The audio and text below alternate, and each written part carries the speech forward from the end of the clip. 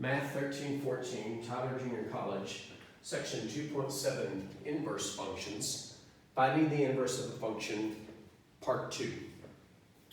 In the previous video, we found the inverse of a function after we verified it was invertible, but it wasn't necessary for that particular problem.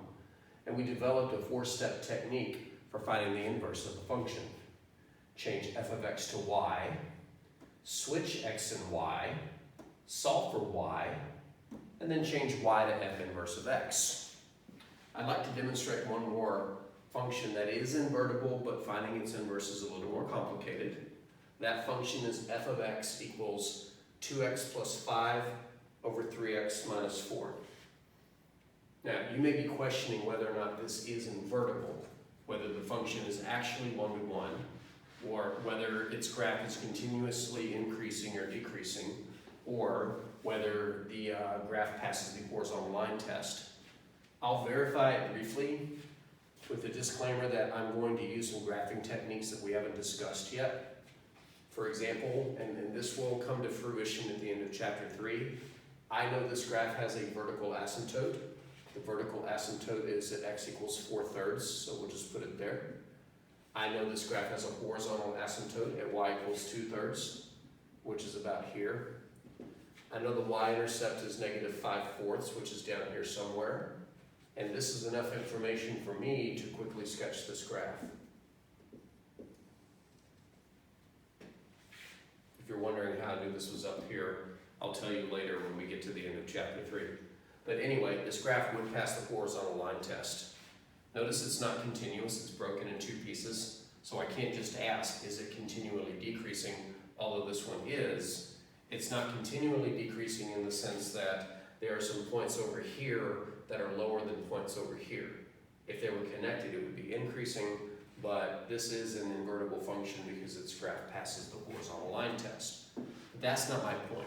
My point is, finding the inverse of this is going to be a little more challenging. So let's go through the steps. Step number 1, change f of x to y. That's an easy step. Y equals 2x plus 5 over 3x minus 4. Step 2, switch x and y.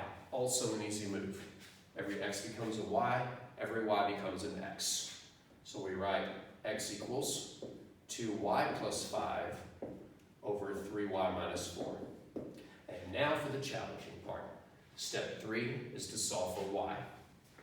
The biggest obstacle in this one is that there are two y's in the equation, one in the numerator, one in the denominator. I can't solve for y until there's only one y and I get it by itself. So how am I going to get the y by itself? Answer, by fixing all the problems preventing it from being by itself. Problem number 1, there is currently a y trapped in the denominator. I know how to fix denominators. I can always get rid of a denominator in an equation by multiplying both sides of the equation by the denominator. So we're going to multiply both sides of this equation by 3y minus 4. So the black is the original and the red is the multiplication of 3y minus 4. That gives us ammunition to do this. That leaves 2y plus 5 on the right, and that leaves 3y minus 4 times x on the left. But we're not out of the woods yet. I still can't solve this until there's only one y term. And now instead of one y term being trapped in a denominator, it's trapped in parentheses. But that's also easy to fix. Distribute the x.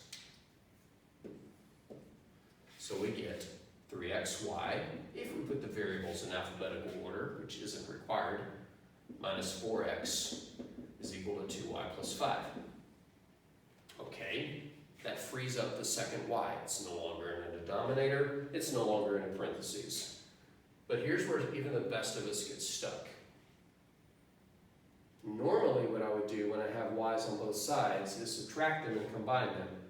That won't work here because they're not like terms.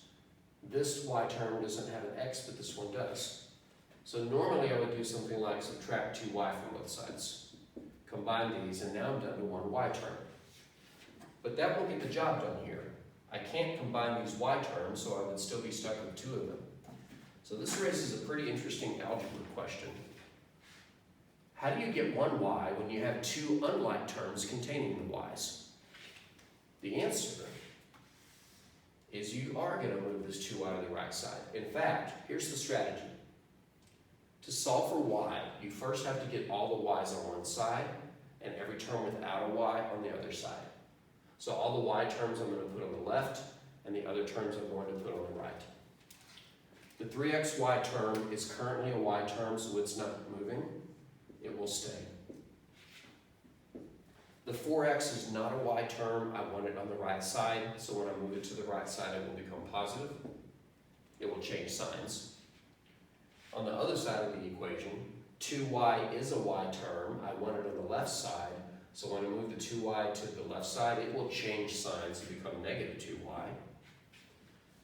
And then the plus 5 is not a y term, so I want to keep it on the right side, so it will stay a positive 5.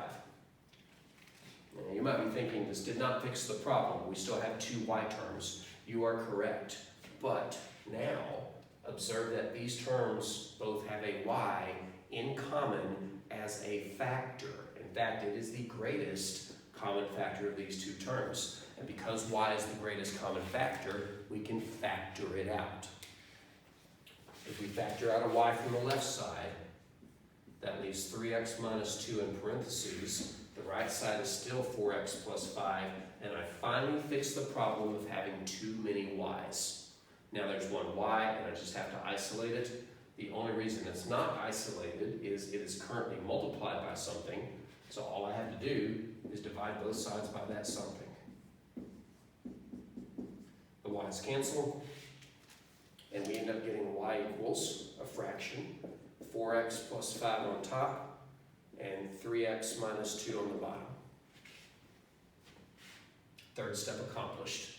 Fourth step is also easy. Change y to f inverse. F inverse is 4x plus 5 over 3x minus 2. That's a tricky one, especially because of the multitude of y's when we need one. I have a challenge for anybody watching this video. If you look at the original function given in the problem,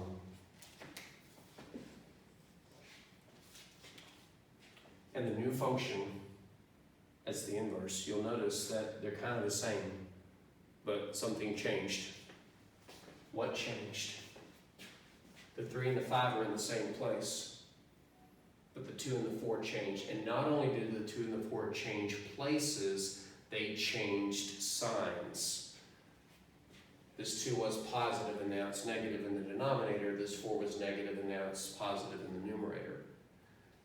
As a mathematician, especially for those of you moving forward into calculus and beyond, it is always a good exercise when completing a problem to look at the problem, look at the answer, and ask, is there a more general solution to this? In other words, is there a way to describe the solution not based on the specific numbers in the problem, but the specific structure of the problem? So for example, what is the specific structure of this function?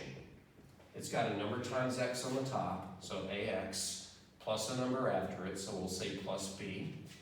It's got a number on the bottom times x, so we'll say cx, and then a number after that. And I know it says minus 4. Well, let's go ahead and make it a minus d. That'll work. And what about the inverse? Well, and this is where I'm going to stop writing things. What would that look like if I perform the same switch from here to here? Now, that doesn't mean it's the inverse. That means it might be the inverse. So I challenge you to do two things. Number one, rearrange this function to its inverse as it seems this one was rearranged into that one. Then go through the motions of finding the inverse of this to see if it matches your conjecture. You become a better mathematician and a better math student in general when you can make conjectures and then prove them instead of waiting for somebody to tell you, oh, here's the rule and this is why it works. So go ahead. I've thrown down the challenge.